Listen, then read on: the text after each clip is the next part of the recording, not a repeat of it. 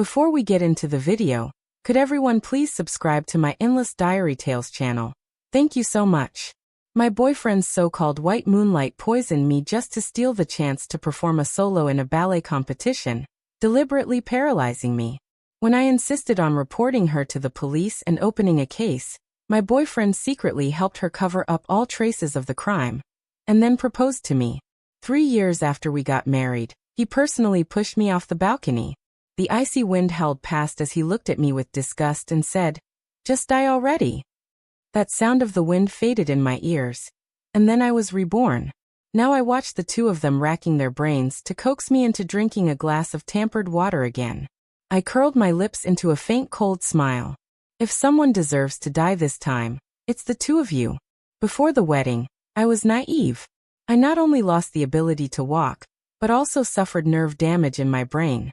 Ethan ignored his parents' strong objections and publicly proposed to me at the hospital, swearing that he would take care of me for the rest of my life. My parents were moved to tears and solemnly entrusted my future to him. Blinded by Ethan's unwavering affection, I gave up the idea of reporting the crime and married him. But after marriage, my condition only got worse. The muscle atrophy became more severe by the day. Even my memory started slipping.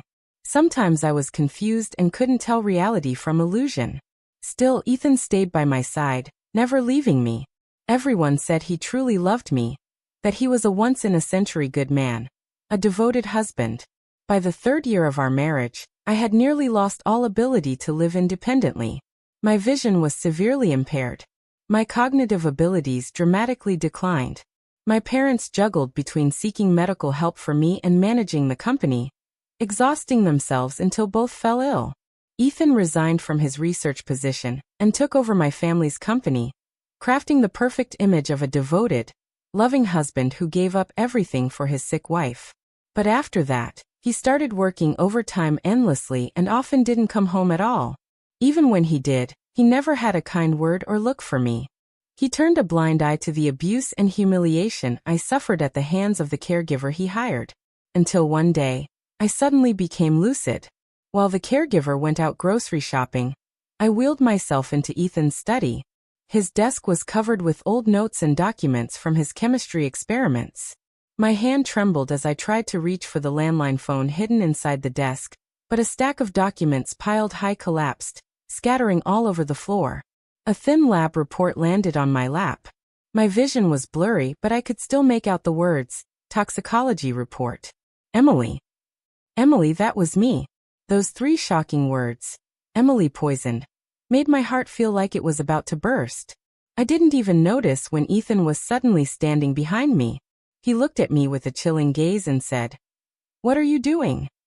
His voice hit me like a hammer to the chest. I turned around in fear, trembling uncontrollably.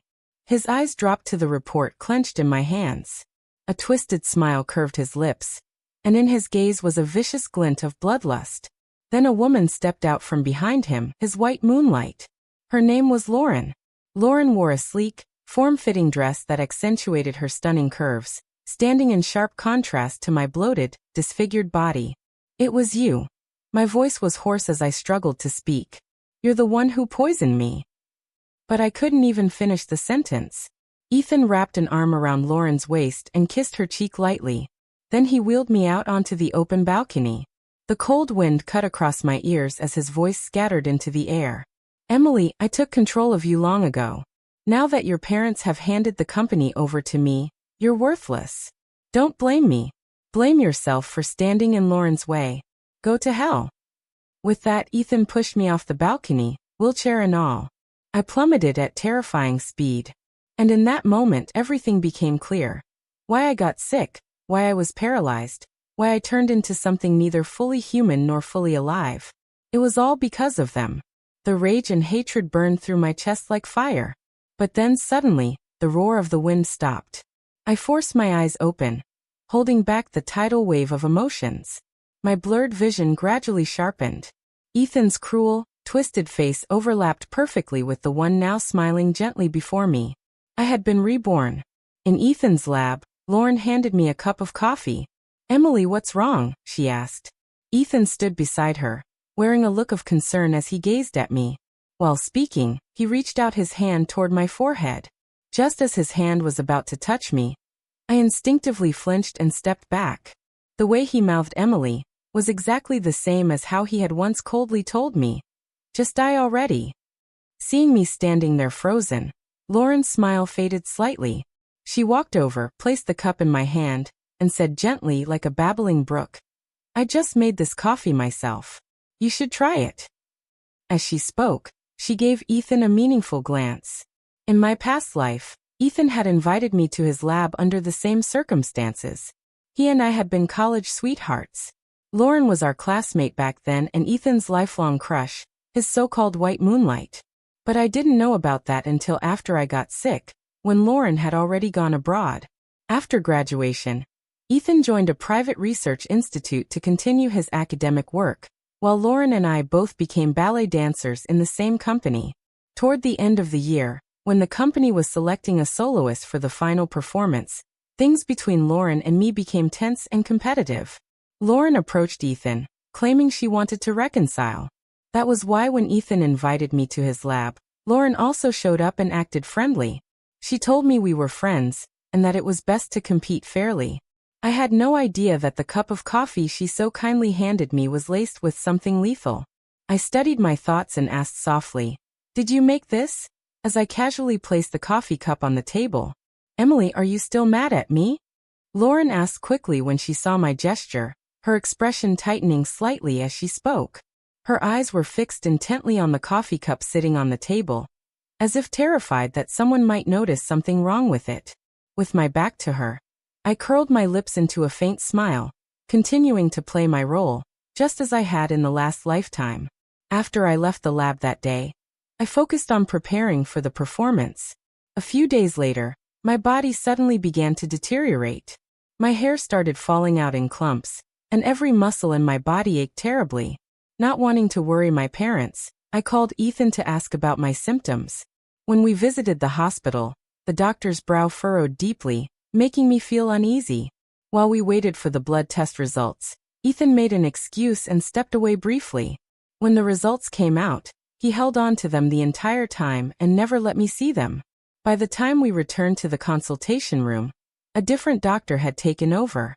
Ethan patted the top of my head and explained that he had pulled some strings to get a specialist to take a look. I still remember the exact words that doctor said. "Nothing seems unusual. Maybe you've just been overworked lately. Go home and get some rest." Because of that statement, I missed the best window for treatment. Looking back now, that doctor was either bribed by Ethan or had some deeper connection to him or to Lauren. That's likely why Ethan had insisted on taking me to a hospital farther from home, bypassing all the closer options. I slipped my clenched hand into the sleeve of my coat. By the time I turned around, the hatred in my eyes had vanished. Of course not. Why would I be mad? We're good friends, aren't we? I said with a smile. Then I picked up another cup, poured half of Lauren's coffee into the new one, and handed it to her. "Cheers." Lauren's face turned ghostly pale. Her fingertips trembled at her sides, but I smiled at her warmly. "What's wrong? Aren't you the one upset with me?" Neither of us ended up drinking the coffee. Ethan, using the flimsy excuse that it had gone cold, grabbed both cups and dumped them into the sink. Lauren quickly averted her guilty gaze and left the lab in a rush. As I watched her retreating back, I let out a quiet, mocking laugh.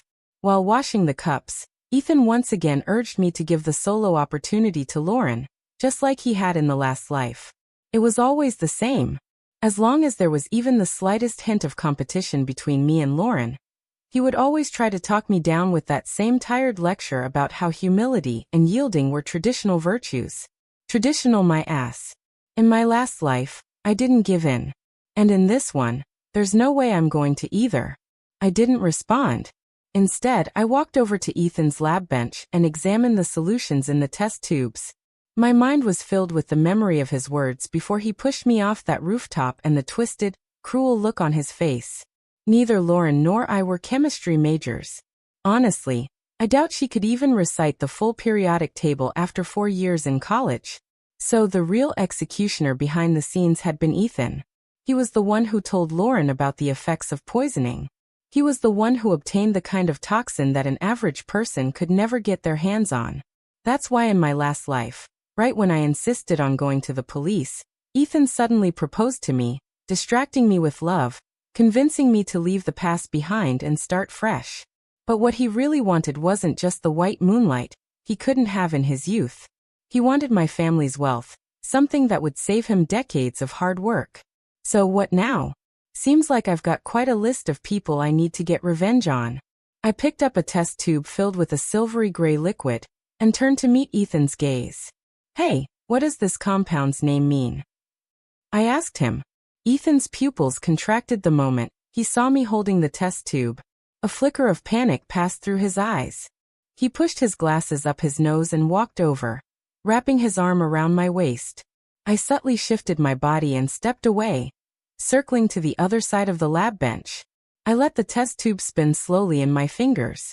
Ethan practically held his breath, eyes glued to me, unmoving, until I smiled and casually asked, "Is this stuff poisonous?" His expression twisted. The color in his eyes darkened with unease. Depends on how you use it. In the right application, it can be incredibly valuable. Of course he'd say that, two-faced as ever. I set the test tube back in the rack and casually picked up another instrument from the table, inspecting it while pretending not to notice anything strange. Seeing that I wasn't reacting, Ethan's spine subtly relaxed. He let go of that false sense of alertness he thought I hadn't seen through. "Emily, there's something I wanted to talk to you about," he said, thinking I was about to give in and hand the opportunity to Lauren. He tried to strike while the iron was hot, pitching the same idea he had in my previous life. He rambled on, hinting again and again that he hoped my parents could invest in the research institute where he worked, maybe even fund new equipment. "You know how tough chemical research can be," he said. "But if we succeed, it could mean real breakthroughs for society. You'll support me, right?" In my last life, I spent a lot of time and effort convincing my parents to invest in that private research facility, and they did. That institute went on to produce significant results, making Ethan a rising star in the field. So, when he later resigned under the guise of staying home to care for me, the public praised him endlessly, and my parents were finally moved. I met his eyes and pressed my lips together, silent for a long time. Just as the tension in his face was about to break, I responded in a matching tone. "You know, my dream has always been to become a principal ballet soloist. This opportunity means everything to me. You'll support me, won't you?" Ethan's smile cracked instantly. Even through his glasses, I could see the rage building in his eyes, no longer hidden. "So it's fine for me to support him, but he can't support me. What a joke. A selfish bastard hiding behind a lab coat." After that day at the lab, Ethan and I entered a cold war. Not only had I refused his request, but I also broke up with him. That night, I moved out of the apartment we had rented together and went back to live with my parents. In my past life, I had tried so hard to support Ethan's research career that we even rented a place near the institute. My parents originally planned to buy me a condo nearby, but the moment Ethan heard that, he sulked for days, saying he'd never become someone's live-in son-in-law. So the idea was shelved. It wasn't until after we got married that we bought the place we eventually lived in, but only his name was on the deed. Looking back now, he had probably planned all of it from the start. When I was moving out, Ethan stood leaning against the doorway with his arms crossed, his face like a sheet of ice. The words he said were just as cold and sharp. "Emily, I'm so done with your stubborn attitude. You never compromise on anything. If only you were half as understanding as Lauren." I almost laughed out loud. "If I were a little more like Lauren, maybe you'd love me more." What a joke. In my previous life, it took me being terminally ill to develop a weak heart and fall blindly in love. This time around, I can't wait to stay as far away from Ethan as possible. "Are you okay? Are you okay? Are you okay?" He kept asking like a scratched record. Was I some desperate woman starved for affection? Was his love supposed to be worth a fortune? I slung my camera bag over my shoulder, dragged my suitcase behind me, and walked straight toward the door without looking back. Ethan's brow twitched ever so slightly, but his tone stayed cold and arrogant. "If you leave now, don't bother coming back. I never take back what I've thrown away." I burst out laughing at how confident he looked, like he thought he had total control over me. Good, I said, because I don't recycle trash either. Ethan slammed the door behind me with a grim face. Just before it closed, he issued one final ultimatum. If I didn't give up the soloist role to Lauren, I would lose him forever. He even blocked me before I could say a word, thinking he'd beat me to it. His self-importance was honestly exhausting. In my past life, I had been too consumed with my worsening illness to realize just how arrogant and condescending Ethan really was. When I got home, my parents followed behind me step by step, exchanging glances full of hesitation, but saying nothing out loud. I took the initiative to tell them that Ethan and I had broken up. The moment the words left my mouth, they looked at each other and couldn't hide the joy in their eyes. They had never approved of me dating Ethan in the first place. In their view, a marriage only worked when both families were well matched. As they always said, a strong financial foundation was the backbone of a lasting relationship. I hadn't listened back then, brushing off their concerns like any stubborn daughter convinced she knew better. If I hadn't gotten sick, if Ethan hadn't put on that show of caring for me so convincingly, they never would have agreed to entrust me to him. Looking at the gray in their hair that I'd never noticed before, images from my past life flooded my mind. How they juggled hospitals and work. How they exhausted themselves trying to save me. My eyes stung, and I pressed my lips together tightly. This time I will protect everything they've built. This time our family will stay healthy and safe. Dad, I want to start learning how to run the company. I said when the time comes I'll take over. You and Mom should just enjoy life. They thought I was acting out because of the breakup, and immediately tried to wave it off. Don't worry about all that, they said again and again. I knew what they really feared, that I'd give up on my lifelong dream of becoming a principal ballet dancer. But the truth was, I wanted more than just a dream now. After all, whoever holds the capital holds the power. And that was exactly what Ethan had dreamed of in the past, something he'll never touch again in this life. So, I started dividing my time between the ballet company and the family business. My days were packed to the brim, barely enough time to breathe. With me out of the way, Ethan and Lauren grew closer and closer. Friends kept sending me pictures of them, accidentally spotted eating out together. I never looked at a single one. I wasn't in a rush. When it came to dealing with Ethan, patience was the real weapon. I didn't go crawling back. That made him even more anxious. He started coming to pick Lauren up from work every day, and sometimes even flirted with her right in front of me. Clearly putting on a show, he thought I'd get jealous and back down, hand over the opportunity to Lauren.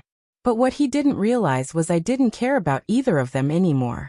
The day before the ballet company was set to officially announce the soloist, Lauren finally couldn't hold it in any longer.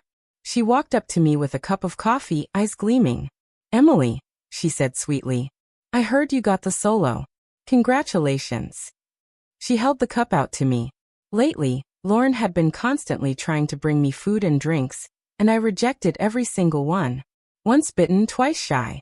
I raised an eyebrow. Lauren kept her smile calm. "Thanks," I said. "But you can keep the coffee for yourself." As for the soloist spot, I added, "I think it's best to wait for the official announcement." Without another word, I grabbed my bag and got into the car waiting for me at the door. The driver stepped on the gas, and we sped away. In the rearview mirror, I saw Lauren's expression slowly twisting into something ugly. That night she finally made her move. Lauren filed a formal complaint, accusing me by name of bribing the artistic director.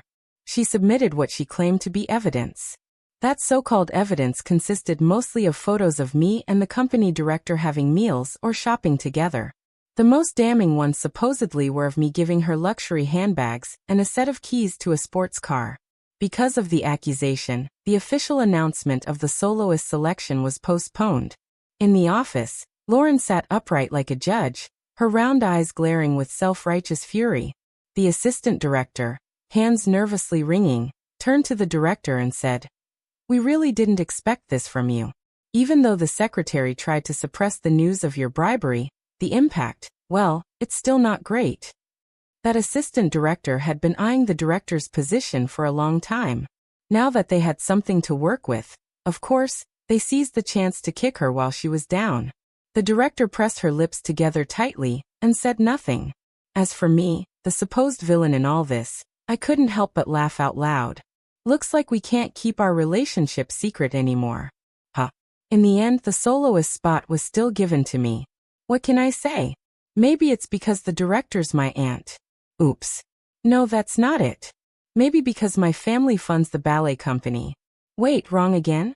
Maybe because I have both talent and backing. The truth was, I got into the company entirely on my own merit. During rehearsals and performances, my aunt never once gave me special treatment, which is why no one ever suspected we were related. As for those handbags and car keys, they were just things from home. How could that be bribery? When Lauren heard the truth, she stumbled backward, her whole body shaking, clenching her fists. She stared at me with red eyes. So, what if you're rich? You think that makes you better than everyone? I almost laughed again. Actually, yes. Being rich is pretty useful, especially when it comes to dealing with people like her. See that assistant director who was backing Lauren? Just like that, they were reassigned. After her little threat, Lauren didn't make any moves for a full week. But Ethan quietly removed me from his block list and posted some melodramatic nonsense on his social media. Loneliness makes it hard to eat. Gross. I held back the urge to gag and immediately deleted both Ethan and Lauren from my contacts. Because of that, I missed their midnight post announcing their relationship to the world. You're kidding me, right? Someone gasped. She couldn't outdance you, so she stole your ex-boyfriend. Lauren seriously lost it, said Kim, a fellow dancer in the company who I got along with. She was staring at her phone in disbelief. We broke up ages ago, I said calmly, pressing my leg against the bar. Honestly, they're a perfect match. Being with Ethan was probably the biggest mistake of my life. If I could erase those years, I would do it without hesitation. After rehearsal, Lauren strutted up to me and practically shoved her phone in my face. On the screen was the very post they'd made together. Her expression was smug, her voice dripping with mockery. Emily, don't get too comfortable. I'll take everything from you, one piece at a time. I glanced at her phone. In the photo, Ethan was staring intently at a test tube in his hand while Lauren stood next to him in a lab coat, flashing a childish peace sign. What really caught my attention, though, was the row of brand new lab equipment behind them. I stared at it for a beat, then looked Lauren in the eye and smiled. Whatever. In my past life, Ethan used that exact same equipment to make a breakthrough on a chemical compound that launched his academic career. It made him shine at that international conference. Let's see if he can pull it off again in this life. I wouldn't want him to disappoint me. After that, Lauren did a complete personality shift. She suddenly became warm and friendly with the other dancers, going out of her way to build connections. Most of them were fresh out of school, innocent and easy to sway. It didn't take long before they started treating her like one of their own. Meanwhile, I was constantly bouncing between the ballet company and my family's business. I didn't have time to socialize, so I became the odd one out, and gradually the one they excluded. But I didn't care about that. What I cared about was why Lauren was doing all of this. I knew she hadn't given up on the soloist role. In my past life, Lauren had landed the part and caught the eye of a world-renowned ballet director. She eventually left the company to study under him abroad. It was on the night she left after Ethan got drunk that I found out the truth. Lauren had always been his white moonlight. It was the secret he'd buried deep inside, never once spoken aloud. As the end of the year approached, and we entered the final month before the performance, Lauren suggested we rehearse the solo piece together. She claimed it was so she could learn from me. I thought about it for a moment and didn't refuse. If she was willing to work hard, let her. It wasn't like I could stop her, even if I wanted to. Lauren was actually a technically skilled dancer, but her work lacked purity. She wanted success so badly that she didn't care how she got it, even if she had to step on others. That greed seeped into her dancing, making it feel calculated and eager to please rather than genuine. And speaking of opportunists, Ethan was no different. In this life, things hadn't gone as smoothly for him in the lab. His impatience and ambition sabotaged his progress, leading to failure after failure. I was utterly disappointed. The experiment that was supposed to yield preliminary results was destroyed in an explosion. The latest batch of lab equipment was ruined. And when the Research Institute began to investigate, Ethan shifted all the blame onto other team members. While under suspension and investigation, he took out all his frustration on Lauren. He was nothing like the gentle and refined man he always pretended to be. I flipped through the report handed to me by my company's secretary and smiled to myself. After all, Ethan was still single. Just paying for that destroyed equipment would require him to live 10 years without food or rent. Suddenly, Lauren's bitter words echoed in my mind. So, what if you're rich? Honestly, the more I thought about it, the more I realized being rich really is something. While Ethan was suspended for those 2 weeks, Lauren became noticeably distracted at the ballet company. She even skipped several solo rehearsals. Not that the role had anything to do with her anyway. According to Kim, Lauren had been crying constantly and had gotten into terrible fights with Ethan. I nodded, stretching at the bar. Of course they were fighting. The Research Institute had already sent multiple legal letters demanding compensation from Ethan. They also interviewed him several times and made it clear that if he didn't want to pay, he had to stay and help finish the remaining research. But any future achievements would not bear his name. Meanwhile, Lauren, frustrated by her failure to secure the solo role, complained to Ethan nonstop. These days, who really believes that love can feed you nonsense? Especially people like Lauren and Ethan. Money-fed love is more like it. A few days later, Ethan finally caved and accepted the Institute's terms. With that, Lauren returned to her usual self. During a rehearsal break, she started going around inviting the other dancers to a gathering. "Sorry for dragging everyone down lately," she said sweetly. "My condition wasn't great, and it messed with the rehearsal schedule. I'll host dinner Friday night to make it up to you. You all have to come, okay?" She took out her phone and sent the restaurant's name and location to the group chat. When I glanced at the pinned address in the chat, my eyes narrowed slightly. The restaurant she booked was right next to the hospital where, in my previous life, Ethan had taken me after I was poisoned. That's when I knew they hadn't given up on using that same toxin again. After all, with just a little carelessness, it would be easy to make something like this disappear. Just like before, especially with the help they had inside the hospital. Finally, "It's about to begin," I thought, smiling faintly. I replied in the group chat under Lauren's message, "I'll be there." On Friday after work, Lauren showed up in a white body-hugging gown. Exactly like the one she wore the last time I ever saw her in my previous life. That same day, Ethan completed the experiment he'd succeeded with in the last timeline. Per their agreement, the Institute terminated his contract, and even issued a bonus payment outside their original terms. When I arrived at the restaurant, Lauren was beaming like spring sunshine. As soon as she saw me, she looped her arm through mine and said warmly, "Emily, you came." I nodded and gently pulled my arm from hers. "Come on, Lauren. We're not that close. No need to fake it, right?" Her smile faltered for a split second, but she quickly recovered and laughed it off. "Emily, what I said to you the other day was just in the heat of the moment. You're not seriously still holding a grudge, are you? If you're still mad at me, I'll apologize, okay?" Lauren said as she gently pulled me toward the private room. Once everyone had arrived, she personally poured drinks for each person at the table, one by one. When she got to me, she deliberately paused. "Emily, here's to wishing you success in your solo performance." "Thanks," I replied with a faint smile. As dinner wore on, the group drank and laughed. The room filled with lively chatter. I was deep in conversation with Kim when out of the corner of my eye, I noticed Lauren's little movements. The room was bustling, so no one else paid attention. Lauren approached me again, holding 2 glasses of wine. She set them down on the table, one close to me, one close to herself. "Emily," she said softly. Kim, who noticed her approaching, looked visibly annoyed. When her gaze dropped to the glasses, I caught a flicker of disapproval in her eyes. Just as Lauren was about to say something more, a server entered the room and politely asked if someone wanted to pay in advance. Lauren took the opportunity to step out and settle the bill. While she was gone, Kim quickly swapped the 2 glasses of wine. Not because she suspected anything, but because she thought Lauren had given me a fuller pour than herself, and it rubbed her the wrong way. When Lauren returned, her eyes flicked between the 2 glasses, but she didn't show a single hint of hesitation. She picked one up, smiling gently as she handed it to me. "Emily," she said sweetly, "let's toast to burying the hatchet." "Sure," I replied without a moment's pause.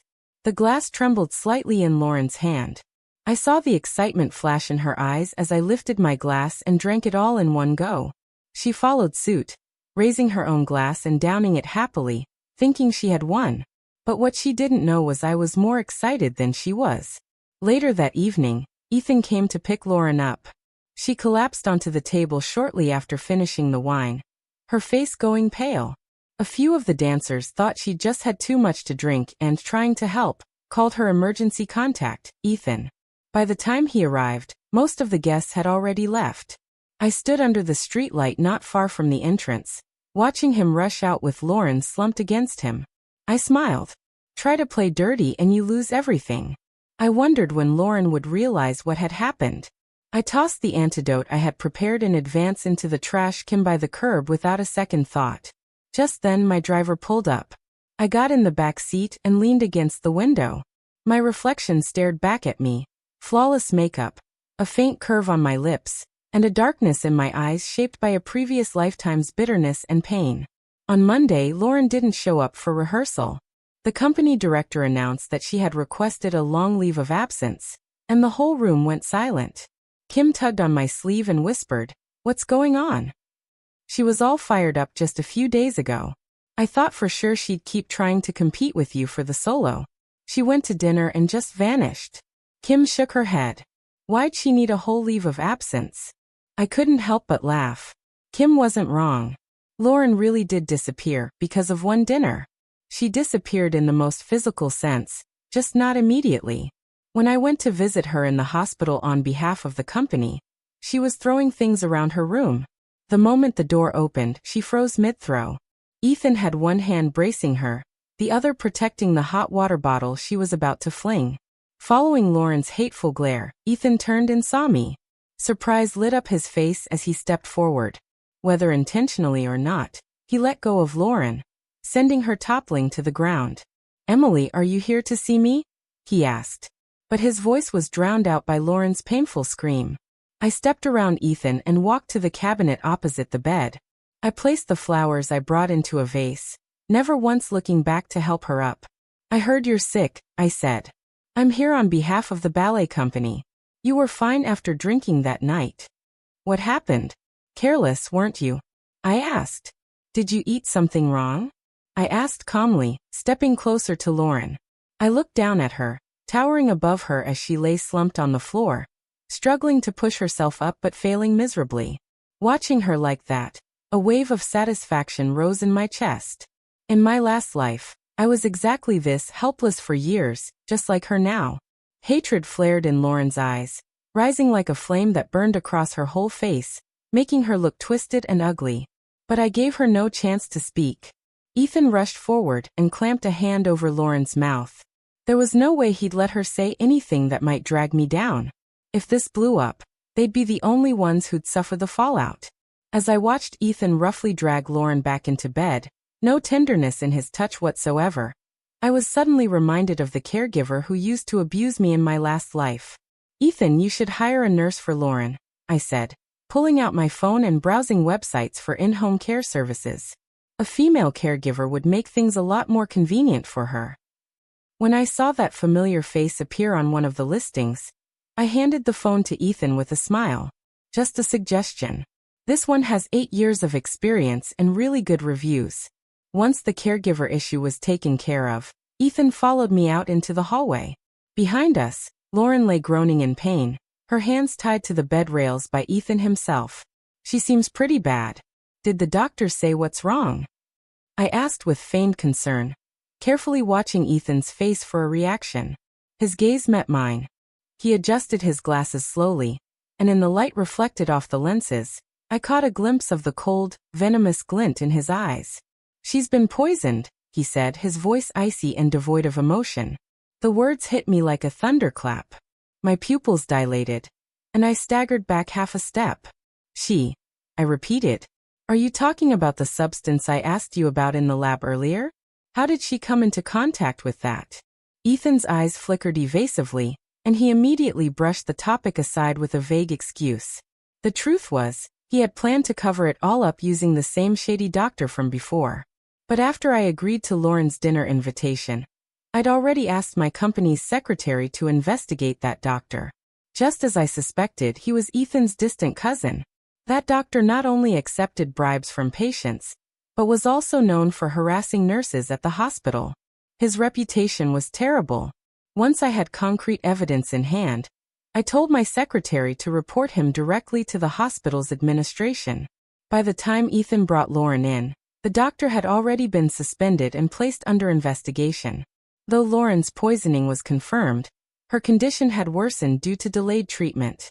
It was, as the saying goes, self-inflicted. She brought this on herself.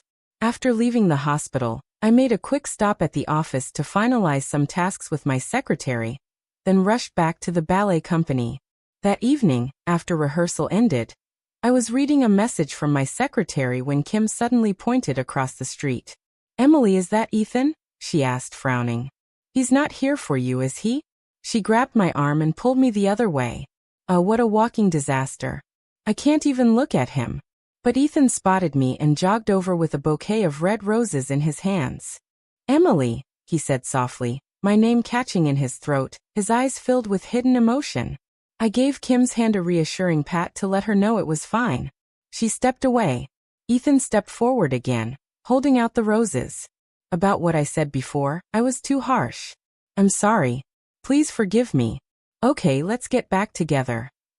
I stared at the garish red bouquet and let out a cold laugh. "Ethan, let's get one thing straight. Your girlfriend is Lauren." His expression shifted, and then he gave me a knowing smile. "No, that was just to make you jealous. It didn't mean anything, Emily. I've always loved you." He extended the bouquet again. "See, I even got your favorite roses." I stepped aside and blocked his hand from pushing the flowers at me. "But I've never liked roses," I said, my tone cool. "I've always liked tulips. Don't you remember who loves roses? Go take those to Lauren." It was the day before our official performance at the ballet company when I went back to visit Lauren's hospital room. The caregiver was shouting and hitting Lauren right in front of me. 2 suitcases sat by the doorway of the hospital room. Lauren sat in her wheelchair, her eyes hollow and lifeless. I took in the scene with total indifference. Glancing at the caregiver, I asked, "Where's Ethan?" The caregiver froze, her hand still gripping Lauren's thigh. "Mr. Evans went to complete the discharge paperwork," she replied stiffly. I nodded. "Wait outside for a bit," I told her. Once we were alone, I looked at Lauren. The whites of her eyes were bloodshot, and her once silky black hair was now patchy and falling out in clumps. I pulled out my phone and opened the recordings from the day Ethan had stood outside her hospital room, and when he had come to find me. "Just thought I'd come see you since the show's tomorrow," I said with a faint smile. "Or well, maybe I just came to see how pathetic you are." It was exactly like the last lifetime. I remembered how he once stood behind Ethan, watching me with contempt and mockery as I lay defeated, broken. Back then, he was already a world-renowned ballet dancer. And me? I was a withered shadow, barely clinging to life in the damp darkness. Ethan's voice came out through my phone speaker loud and clear in the quiet room. Just in case Lauren didn't catch it the first time, I held the phone closer to her ear. "You think you're above the law, don't you?" came Ethan's voice. I smiled and gently lifted Lauren's chin with my hand. "See those 2 suitcases by the door?" I asked. "Ethan's leaving. Did you know?" Lauren's face contorted inch by inch. The hatred in her eyes was sharp as ice. Clearly, she hadn't known because Ethan never intended to take her with him. He'd already booked his flight. His plan was to have the caregiver look after Lauren for a while, and once he settled in another city, he'd notify her parents. But when has life ever let Ethan get away with things that easily?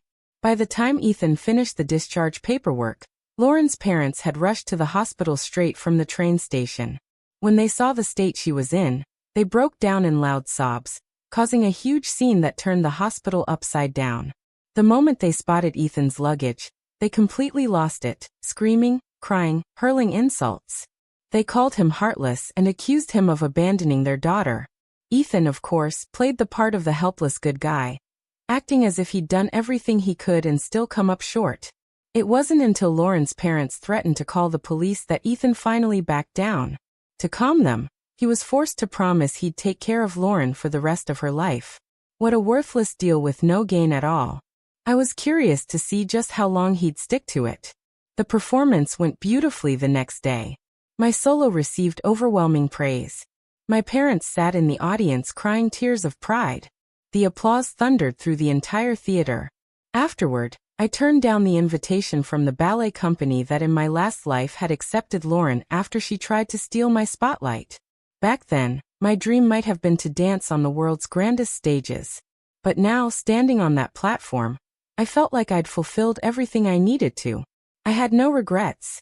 Shortly after, I officially left the ballet company and took over my parents' business. Meanwhile, Ethan's experimental breakthrough made quite the stir in the academic world. It also brought considerable profit to my company. Yes, I took his suggestion. I invested in the research institute where he worked, and even provided their latest equipment. And yes, I also helped nudge along the events that led to the lab explosion. But Ethan never realized that part. Later, he came to the office a few times looking haggard and nothing like the elegant man he used to be. "Emily, can you help me? Please," he pleaded. "I really don't want to spend the rest of my life with someone like Lauren." He stepped closer, holding out a number. 100,000. "That's nothing to someone like you. Her parents said if I give them 100 grand, they'll take her off my hands." I stood outside the company building, the streetlights casting a pale glow on his hair. He reminded me of that night in the previous life when he got drunk after Lauren left the country. How he clutched a bottle of liquor and wept over my paralyzed legs. His voice had been hoarse, desperate. "Emily, please let me go. I love Lauren. I've loved her since we were kids. You'll never understand how amazing she is, how hard she's worked. Her parents always favored her brother, and she fought her way through life all on her own. I'm proud of her." Lost in the memory, I suddenly felt Ethan grab my hand. His cold, rough skin sent a chill down my spine. I yanked my hand away without hesitation. As I turned to leave, I looked at him and said 6 cold words. "I really pity her, not you." The next time I heard about Ethan was when his name appeared on the city's trending news. Ethan and Lauren had jumped off a building together. When Ethan's parents found out what had happened, they rushed in from the countryside, demanding answers from Lauren's family. In turn, Lauren's parents insisted that it was Ethan who had poisoned her, making her paralyzed. The two families clashed violently, shouting and blaming one another. Word spread that Lauren's parents had secretly hidden Ethan's ID and passport, preventing him from leaving. Every time he tried to find a job, they would interfere, terrified that he'd run off and leave their daughter, now a burden, behind. Spending day after day with Lauren, Ethan's mental state began to deteriorate. The psychological toll grew heavier until it broke something inside him. One night, he told Lauren he wanted to take her to the rooftop to watch the stars. The moon hid behind thick clouds, never peeking through. The stars were swallowed by the darkness, offering no light at all. Then suddenly, Lauren seemed to regain clarity. With what strength she had left, she slammed her hand on the button of her wheelchair, ramming into Ethan and knocking him over the edge. A second later, she fell with him. In my previous life, when I fell from the balcony, I remembered how the sound of the wind rushing past my ears slowly faded until my parents' voices echoed around me. "Emily, what are you looking at?" my mom asked gently. "Come taste the ribs your dad made," my dad added, cheerful as always. I turned off my phone and looked at their smiling faces. My heart ached quietly. "Mom, Dad," I said softly, "how about we go see the snow this new year?" And that, dear reader, is the end of the story.